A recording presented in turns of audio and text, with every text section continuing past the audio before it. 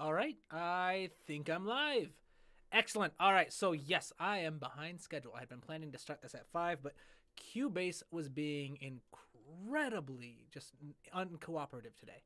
It just did not want to open for whatever reason. But today, we're going to continue moving forward, trying to make even better progress than what we have already, even though I'm quite happy with the progress so far, especially from the last episode. But today, let's highlight everything. We're going to start as we usually start by listening to everything we have so far. Here we go. And let's start.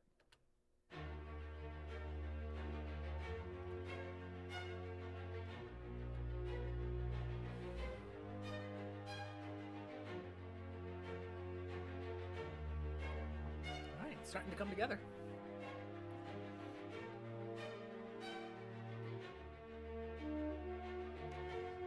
I just love a good horn solo, don't you? Here we go.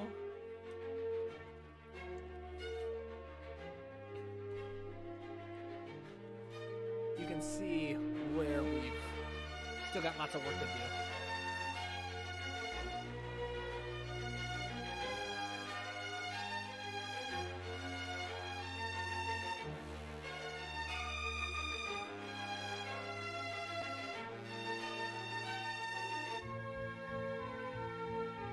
Thanks, Ashford. Good to have you on. Yes, I do love the sound of a good horn. They just bring so much character to the music. All right, so this is what we worked on last week.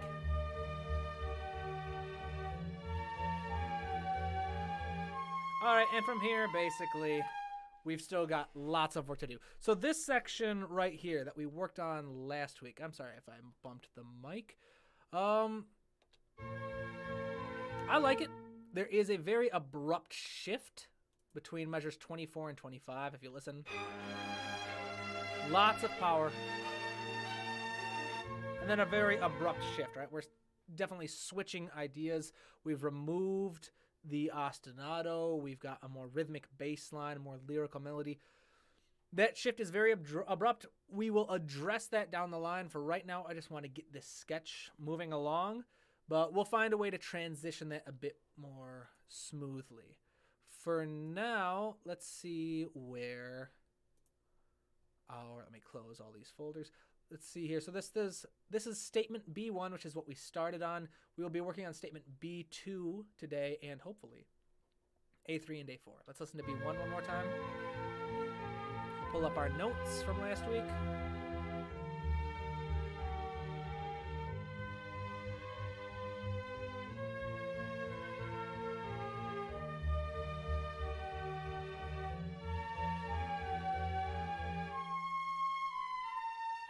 All right, excellent. So that's where we were last week. We had flutes and octaves, clarinet, and then clarinet and violas, then flutes and violas, flutes and octaves and violas.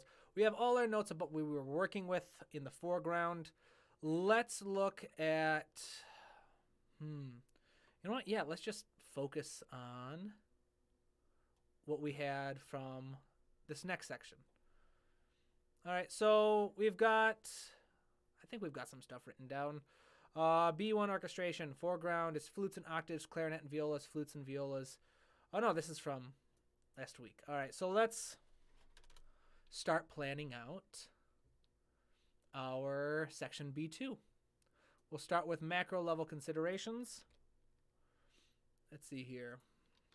Our macro level considerations, what overall energy level is this section supposed to have in comparison to the rest? So it's definitely going to be lower than section A2, but we're starting to build back into theme A, which is going to be over here, which we already know.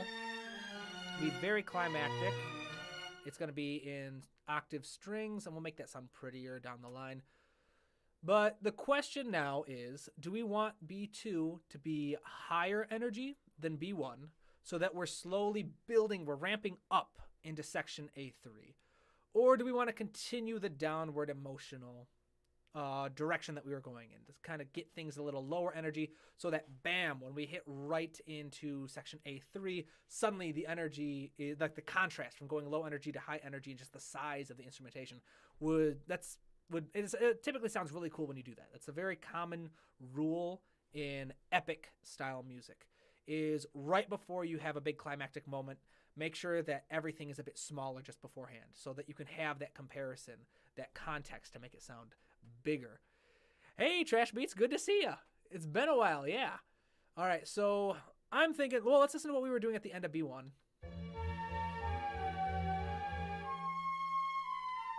So at the end of B1, we kind of had a larger orchestration size than we had previously in the same phrase. Let's see what we had here. Where are they? Oh yeah, so we had flutes and octaves plus violas, which compared to everything we had done before was relatively larger orchestration.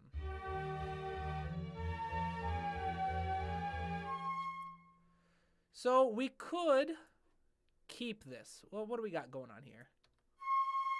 Sounds like flutes and strings. Sounds like oboe and strings. Sounds like all of them combined.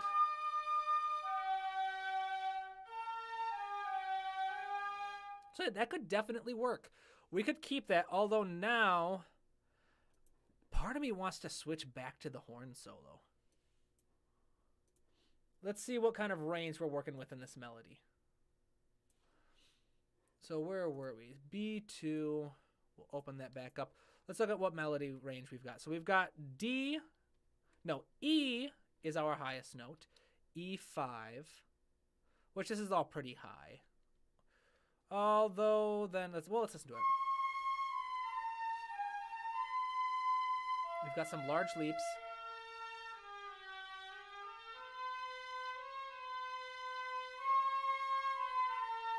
Then E.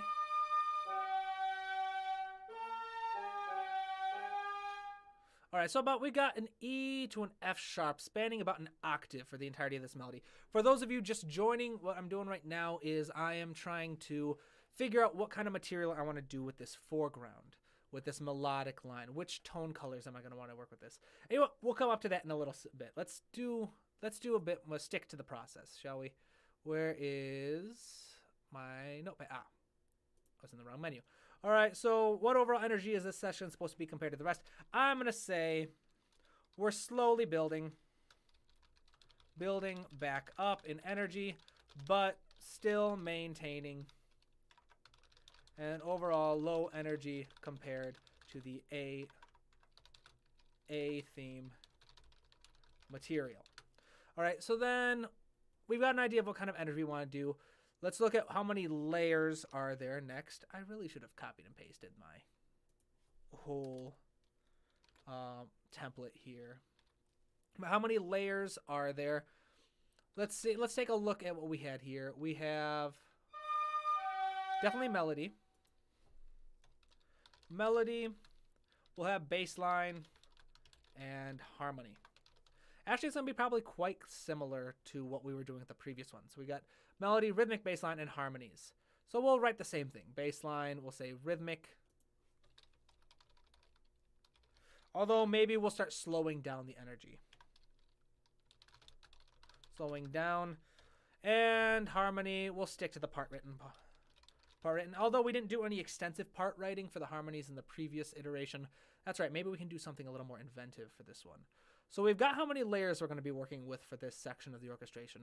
Next is which layer is in the foreground. Naturally, that's the melody. This entire piece, we are working with melody in our foreground. And that's not always necessarily true. You can have a rhythmic ostinato in the melody. You can have a large homophonic chord progression in the foreground. Whatever you want to work with. Oh, I spelled melody wrong. So we've got the melody in our foreground. We've got that taken. What roles do the other layers play? And it's going to be pretty much the same. All right. Bass, ground everything to the harmonic progression of the section. Rhythmic quality helps provide a little energy. Harmonies help provide contrast and a bridge between the lyrical melody and rhythmic bass line. Also help bring color and character to the music. So I'm just going to copy and paste this entire section. And I'm just going to pop it there. Our next question we want to address before we start playing this is, we're going right into the micro level considerations. All right, we'll cover all of this. So I'm just going to copy and paste this again. and we'll just go through and edit it. All right, so micro level considerations, foreground tone colors. All right, so right now we do have the option. A while back, we wrote out in another live video this material. All right, let's see. We had, I believe, we got, flutes, oboes, bassoon comes in, and strings. That's pretty much what we did with the earlier section. And even though it's still sound, it works. I kind of like the idea of having this in the horns, like reintroducing that horn solo. I'm sorry, I cannot talk today. So let's try and revisit these. Let's see what it works. We might just keep to what we've got for simplicity, but we've got from D, the lowest note is an F sharp, highest note is an E. That could work with the horn. The horn's middle register is about from E flat 3 to E flat 4, if memory serves. That's the E flat just below middle C to the E flat above it. That octave is pretty much the majestic heroic range for the horn. As you go higher, you need to work with the more specialist high horns, which are, I believe, the odd number horns. So horn number 1 and horn number 3 specialize in playing higher notes. Even numbers like 2 and 4 specialize in playing lower notes. So let's see if we could potentially do this. Let's just try it. We'll copy this. We'll paste it into the horn solo. Let's drop this an octave. So in typical scientific pitch notation, C4 is middle C. In many MIDI programs, for whatever reason, they don't follow that convention. They stick to C3 being middle C, just as a head up. Yeah, so that should be able to handle that no problem. Let's listen to it soloed. For some reason, it's not performing.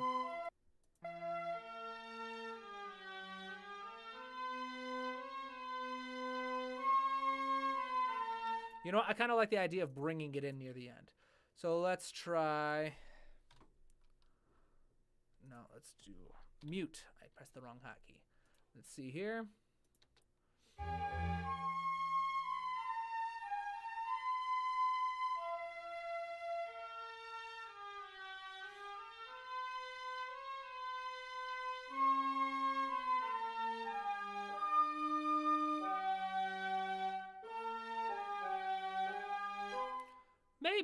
Maybe.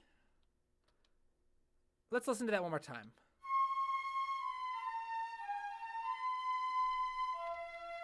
Let's see if we unmute the horn there.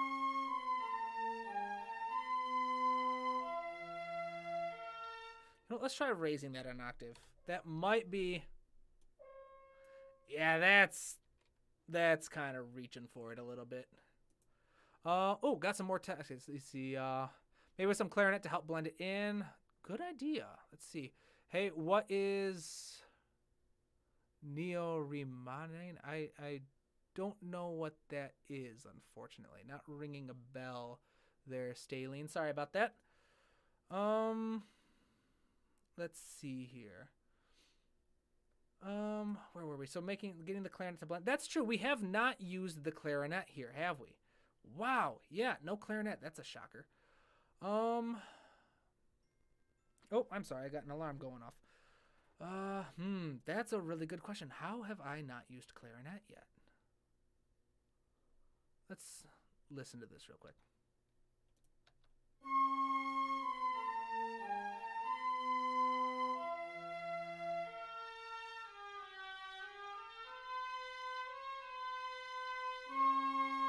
You know what I kind of want to do? I want to replace that flute.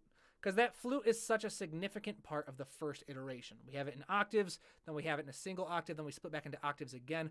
What if we replaced this flute part with a clarinet part? You know, I'm just going to cut it.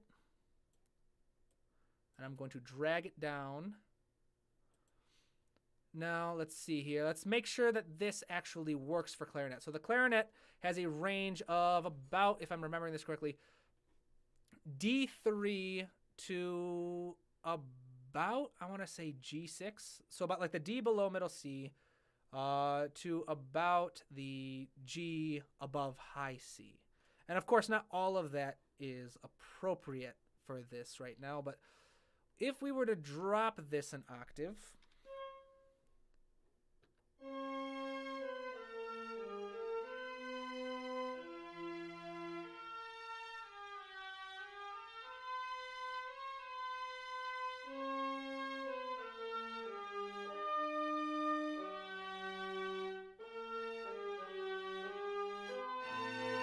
I kind of like that. I really like that. Good idea, Ashford.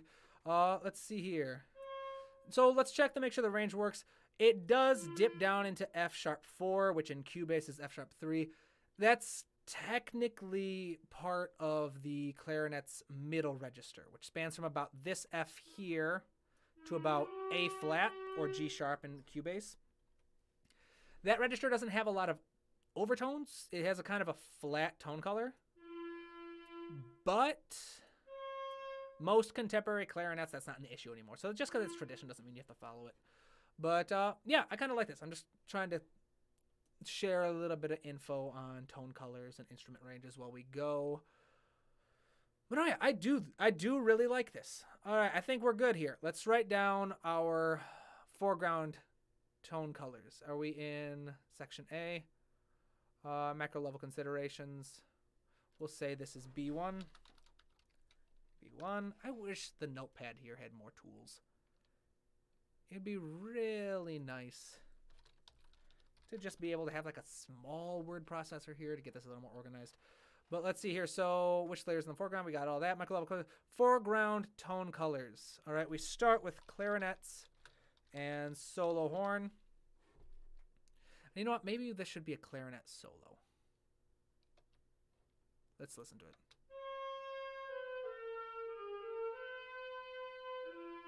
You know, it's fine. It's fine. I'm getting picky now. If we want to, we can swap it down, but we're trying to just get a minimal viable product right now.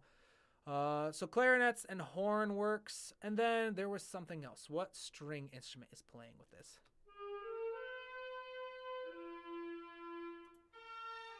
Let's see here. So it looks like just violins ones are playing this entire thing.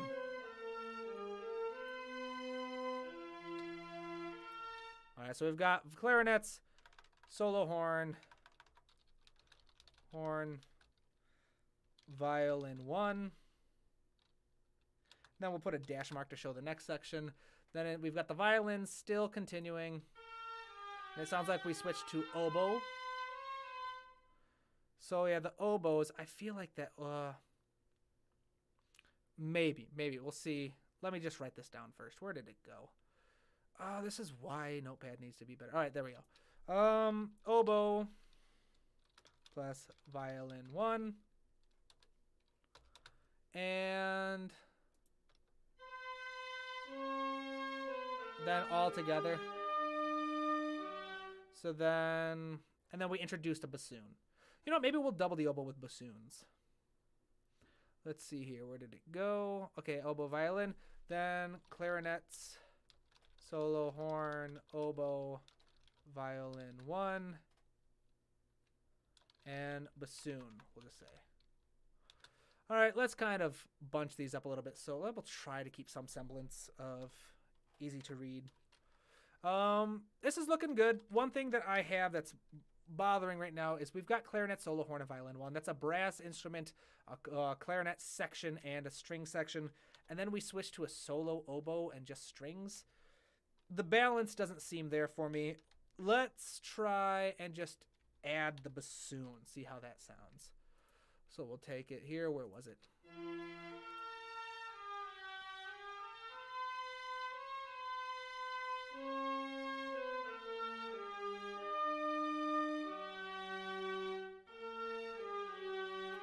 All right, so we have it here. 1 second.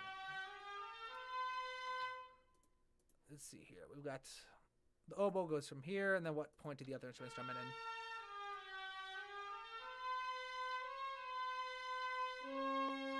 So we'll copy and paste this, and we'll just plop it in the bassoons an octave lower, see how that works. And one thing that I'm keeping in mind is that we're not worrying so much on keeping this realistic in terms of playability. I have no plans to turn this into a actual score. I have no plans to make this into sheet music and have an orchestra play it. So we have the advantage that we don't really need to worry about if everything is playable. Let's increase that just a bit.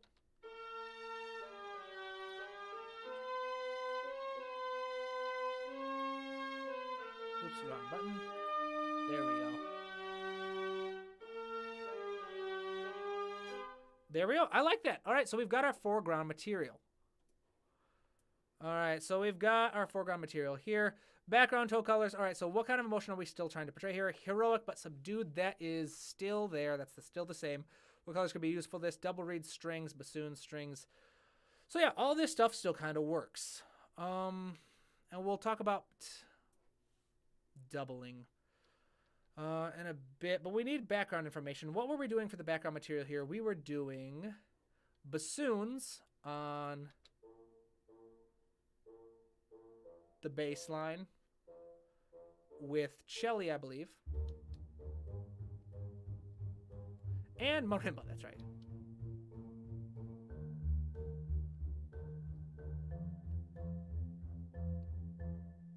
All right, that's right. So that's what we had going on in the bass line. Let's figure out what we want to do. Do we want to maintain that color or do we want to shift? This is a new phrase. I would like to shift if at all possible, or at least expand it a little bit. So let's take the cello. We were not using the basses here. Let me get that all the way out. No, were we using the basses? Yeah, we were using the basses.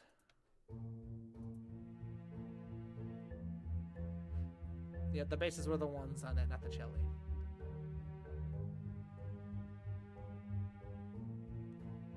We had the other strings.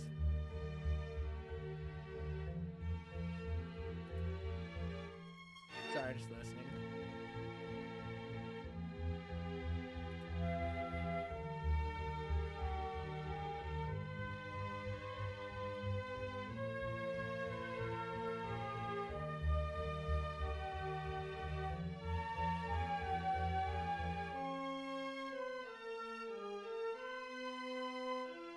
Okay, so for slowly building, one thing we can do is we can add another brass instrument. The brass instruments are incredible choices for just kind of building. All right, adding a brass instrument can go a very long ways, especially one that wasn't being used previously. Can go a very long way towards creating a heavier, fuller sound. So let's see what our bass line was up here. I'm not going to just copy and paste from the previous one because I don't know if it's still applicable. Let's see. B, F, E, A, B, E, F, E. And I'm going to just stay there. I think that's, yep, 39. We'll copy and paste this. And we'll see here. All right, so we have got the start of B2, so we don't need all of that quite. Let's see here. We'll go to the tuba. Where is the tuba? Man, I am just feeling kind of out of it today. I keep blanking as I'm doing this, so sorry about that. Let's see here. Let's give this a quick listen.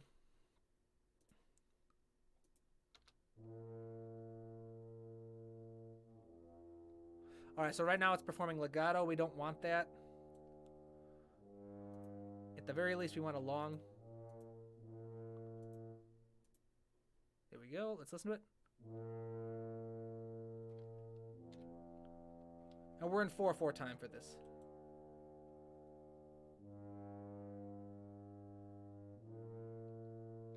So if we're in 4/4 time, let's cut this to add a little more energy. We'll hit each strong beat, 1 and 2. In 4/4 time, 1 and 2 are the strong beats, 3 and 4 are the weak beats, or the back beat. Let's listen to this.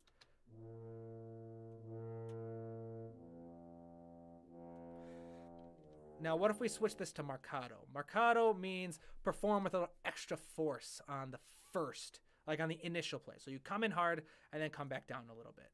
Let's see how it sounds.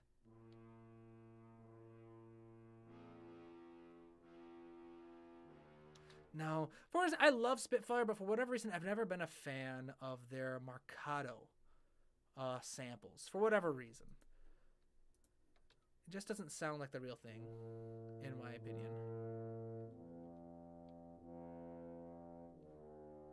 All right, we'll leave it there. That's good. Let's get the basses back in. Let's see here. We're at 31. Let's get to 32. What we will do is we're going to go back to the tuba. Where did it go? Tuba, where is it? Tuba. All right, so we're going to take this bass line. Then again, this part of orchestration is kind of tedious. It's just part of the process. But it can still be, you know, exciting when you're seeing progress build. All right, let's actually see how this compares. So B, F sharp, E, A, B, E, and F sharp. You know what? It's the same thing. So we're just going to drag it and double it.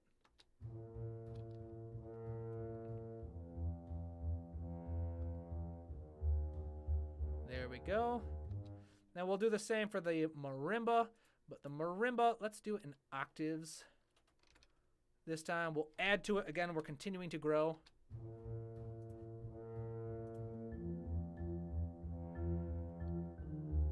I just love the sound of a good marimba. Let's see here. All right, so things are going well. Things are going well. We've got the basses. We've got the marimba. What was our other bass instrument in the previous performance? I believe, yeah, I was going to say it's the bassoons. But right now, we are using the bassoon to perform our melody in a certain point. So what can we replace the bassoon with? We've got the clarinets playing. We could try the bass clarinet, but the bass clarinet doesn't have the same kind of tone color that the bassoon does. So the bassoon and bass clarinet are both bass instruments of the woodwind family. They both have the same lowest note, B flat 1, which is the B flat just below low C. The difference is double-reeded instruments tend to get more powerful and heavier the lower they get. Whereas single-reeded instruments, like the clarinets, tend to get a little bit smoother, a little bit softer the lower in their range they go. And then it's the opposite for the upper ranges. The double reeds tend to get thinner and softer and paler the higher they go, whereas the single reeds start to get a bit more piercing, a little more powerful as they get higher in the range.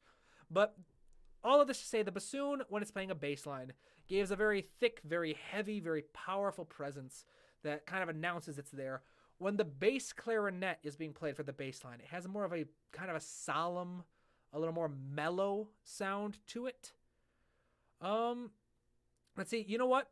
We're introducing the horn solo. Why don't we start introducing the horn section? All right. We'll have the horns, which have a very close tone color to the bassoons. The bassoons just kind of mimic a lot of tone colors. They blend really well with a bunch of instruments. So let's take this part and we'll put it in the low horns. Probably not that low. The horns can go about... Is it? Actually, I think it might be B flat 1. It might be the same pitch, but let's still bring it a bit lower. Let's do... I wish they just had regular staccato. They just got staccatissimo.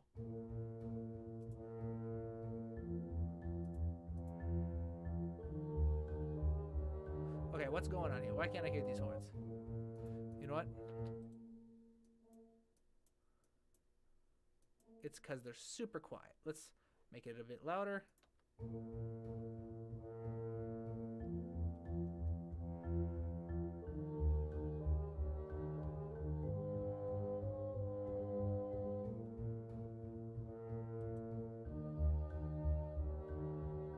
And then up here, let's just split into octaves.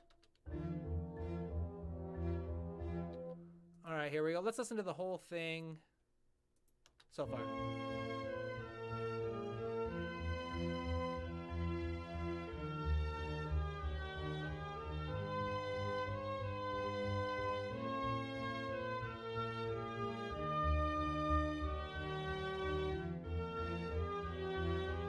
It's getting there. It's getting there. Definitely not perfect yet. Well, it'll never be perfect, but it's getting there. All right, sorry about that. Let's see here. All right, strings. Let's go. We could just pretty much do what we did earlier. We can copy and paste these string parts from earlier. And then once we copy and paste, we can add a little more variety. Let's see here. Let's see, what were we at?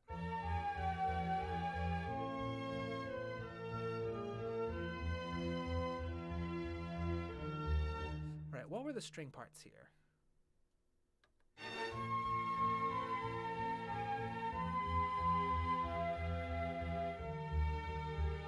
All right, that's right. The violas were playing melody, or doubling on the melody last time.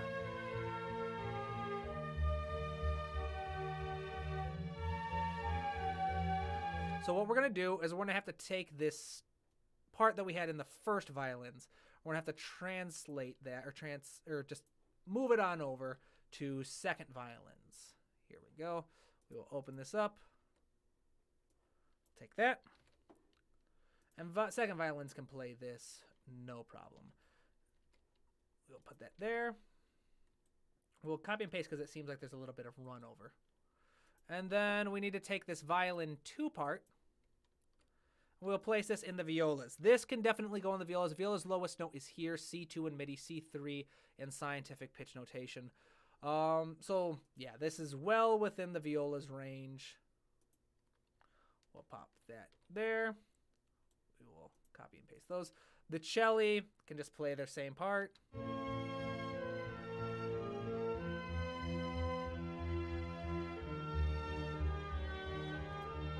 Let's see what's going on with the violas here, the violins here.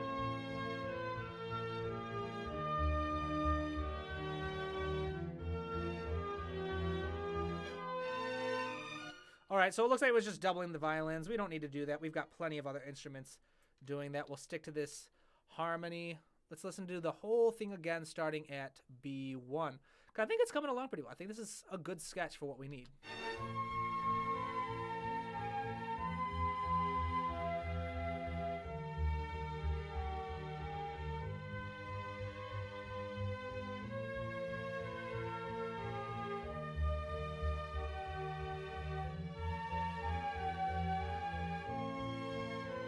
There we go, yeah. So the horns coming in there and the tubas, it's a subtle entrance, especially with the horns in the solo, are working really well to build that presence.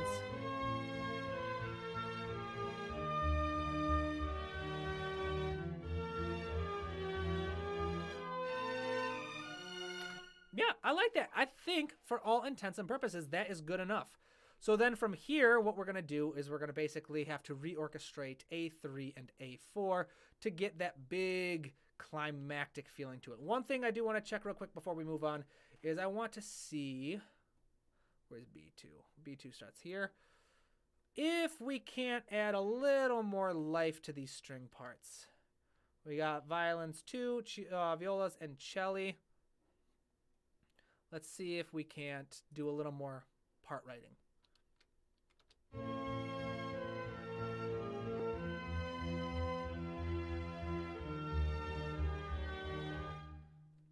So part writing, if you haven't seen my video on part writing, it's basically after you have voice led your chords, you can look at the transition from one chord into the next, and you can see what is going to work from there to kind of transition. You can smooth out lines like that. Now the issue with this one, making sure we've got E, G sharp, and B.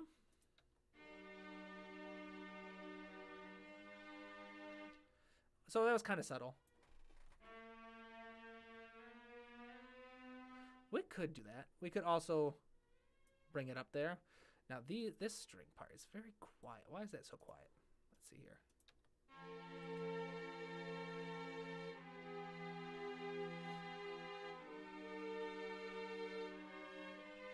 I do like that. So we're basically going to look at each of these measures when they transition to a new note. How can we add a little more life to that? So here we've got a B minor chord, it looks like, B, D, F sharp, moving into an F sharp minor chord, it looks like. F sharp, A, and C sharp. Let's listen to this transition.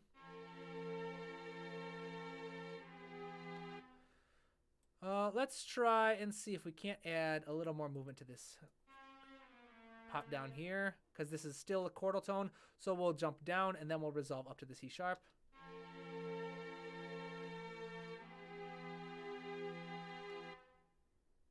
And then let's try the same thing up here.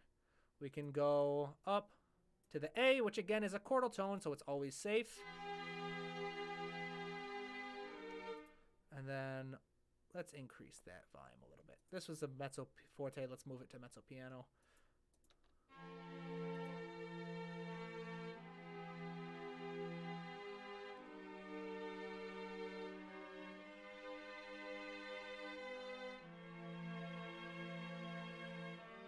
All right, so here it's a little bit trickier. We've already got a small movement here. If we jump up, we're going to crash right into the same voice that is in our viola. In our violas, yeah, I think this is violas. And then here we're moving up soon. So what we're going to do is we're just going to do a neighbor tone. A neighbor tone is when you go from one pitch, you move to another pitch up or down, and then you resolve by going in the opposite direction back to the original tone. So we have a BDF, so this is a B minor again. Let's go to a C sharp.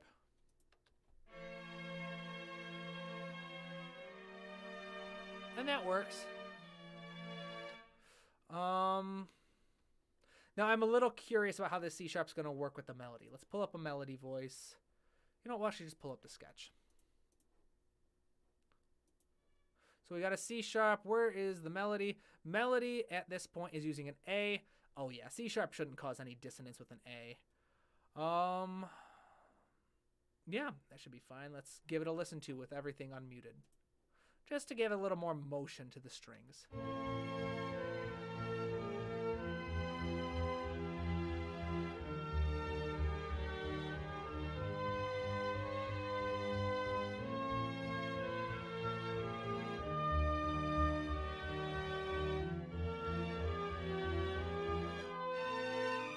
All right, so then we're going to go right back into the huge climactic thing. This is probably where we're going to finally bring in the trumpets and the trombones to have a much bigger presence. We're definitely going to focus on getting that kind of epic music sound going before coming down a little bit just to prepare for looping back to A1, because this music does need to be loopable. So with that, I'm actually quite tired right now, so I apologize if I've seemed a little out of it for this episode. I wasn't as interactive with you guys as I usually like to be. Let's listen to the whole thing again, up to the point that we just finished. We'll listen to the whole thing in context, and then we'll call it a day. And on Friday, I plan on going live again. Friday, we will focus on getting those dramatic, epic parts back up and running. Oops, started a bit too late.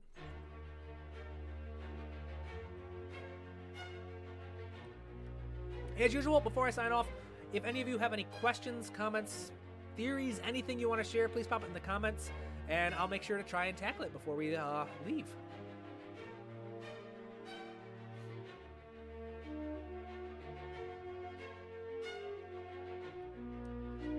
All right, we are so close to finishing this sketch, and once we do, that's when the fun begins of making it sound realistic. We'll go into different tricks you can do for each sound library. We'll go into mixing. We'll go into mastering. We'll make the whole thing sound good.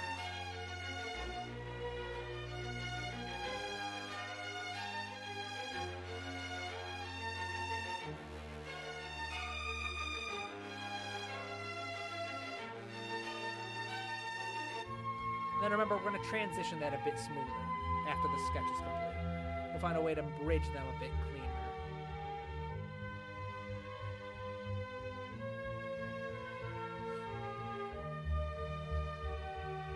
Then returning to the section we worked on today. I really like having that horn in there.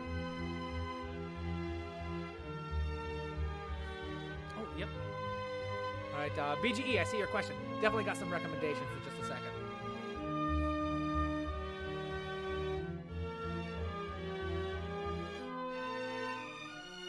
All right, excellent. I'll say, there we go. Let's see here. Oh yeah, so BGE, you had a question. You said, any books you recommend on orchestration techniques and chord progressions? All right, so yes, great. It's actually a question I get quite a bit, And I've got a couple that I like to recommend. Now, of course, Sam Adler's Guide to Orchestration is ubiquitous. Everyone who wants to learn about orchestration recommends it. That book is super expensive. Last I checked, it's like $150. So if you've got the money, great, go for it. If not, just go with the 3rd edition. That's what I did. It's like a third of the price, still a bit pricey, $50, but worth it. The information is still solid. A little dated, nothing too bad. I've got a book in the mail that I'm about to read. I'll let you know about that, but it's like the Guide to MIDI Orchestration. I'm excited to see. It's also a bit dated, but I've heard it's amazing. So yeah, if you're looking for free resources, Vienna Symphonic Library. In fact, let me pull this up for you. Here we go. All right, so Vienna Symphonic Library. You look this up. Go here. They have a bunch of sound libraries available. But if you're looking for instrumentation, go up here to their academy. They've got a whole bunch of great stuff. Like click on woodwinds. You can pick any instrument. Let's learn about the oboe, shall we? And look, we've got 2 worlds of sound. We got the body. It tells you how it's built, how it's played. The greatest thing is it's got range. Little rules about notation, so it's notated in treble clef, non-transposing. That's great to know. It's got the different registers, and one of the coolest things is it's got sound characteristics. So, like the low register of the oboe. Oboe's low notes sound thick, heavy, and melancholy. The lowest develop very powerfully. Pianissimo notes sound flute-like. Great information to have. It's not all... It's like this. It's a great starting point. All right, definitely. You can learn a whole lot on this website, so I recommend it. I can't recommend it enough. So that's a great option for instrumentation and learning just about orchestration. I've got a series on orchestration that I think would be very helpful. The one big issue I have with that series is I didn't know about scientific pitch notation when I used it. I used octave pitch notation. And so I get a lot of comments on those videos saying that the ranges I give are inaccurate. They're technically not within the parameters that I used, but the parameters I used aren't very common, so it's not very helpful. And I explained that in one of the videos. Basically, I'll add a comment under all those videos explaining how to translate the ranges. But all the other information is great. It tells you about different characteristics of the instruments, how to write for them, different techniques for writing for the strings, stuff like that. Harmony. I recommend my Harmony series. It's quite comprehensive. There are a couple things I'd like to include in the future. But the other one that I would recommend, actually, if you don't mind me stepping away from the screen for a bit, is called Reharmonization Techniques by Randy Feltz. Actually, I don't think the book is in this room, so I'm just going to write that down on a notepad. It's from the Berkeley Press. It's a textbook they use, but you can learn a lot from it. Reharmonization Techniques by Randy Feltz. All right, this book is fantastic. It talks about great strategies for writing chord progressions and adjusting them.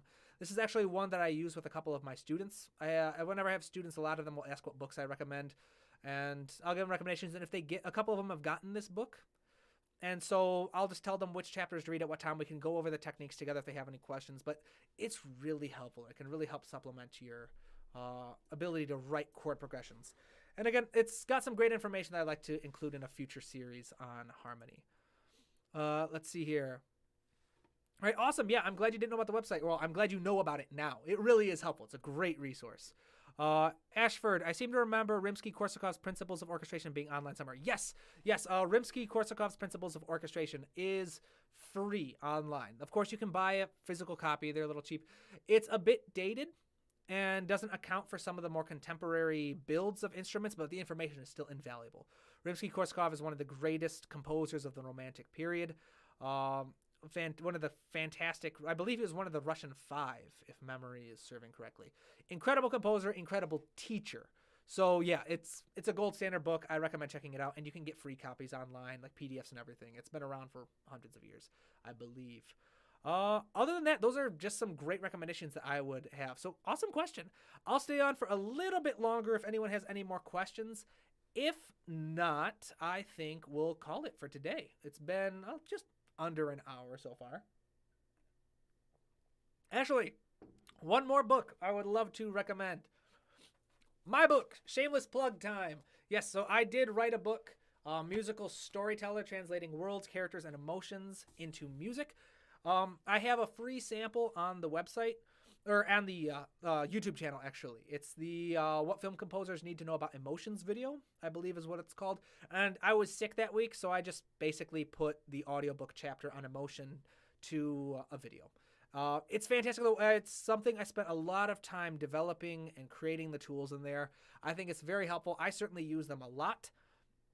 And yeah, so if you're interested, I've got audiobooks, I've got ebooks, and I have, as I showed you, physical copies as well. I also plan on writing a couple more books. Kind of a pretty quick writer, as long as I can get the format going. I think that's my experience as a researcher and having to crank out research papers. I can write a book pretty quickly, and so I do want to write 3 books this year is one of my New Year's resolutions. I've already started outlining them. I want to write one on harmony.